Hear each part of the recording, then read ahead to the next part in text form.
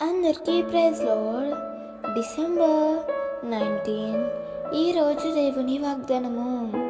పట్టజాలనంత విస్తారముగా దీవెనలు కుమ్మరించెదను. మలాకి 3:10.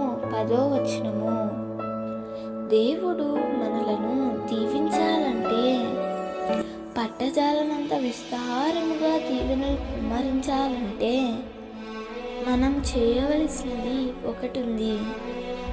ఆనాడు దేవుడు తన ప్రజలైన ఇశ్రాయేలీయులతో మా మందిరములో ఆహారం ఉన్నట్లు 10వ భాగాన్ని తీసుకొని రండి అని ఆజ్ఞ ఇచ్చాడు.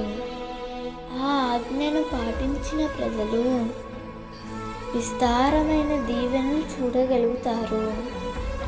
దేవుని సన్నిధిలో మనము విత్తే విత్తనము రెట్టింపు దీవెనకు, రెట్టింపు ఆశీర్వాదమునకు కారణమవుతుంది. ఈ చిన్న పని చేస్తే గొప్ప దీవెన చూడగలుగుతాము.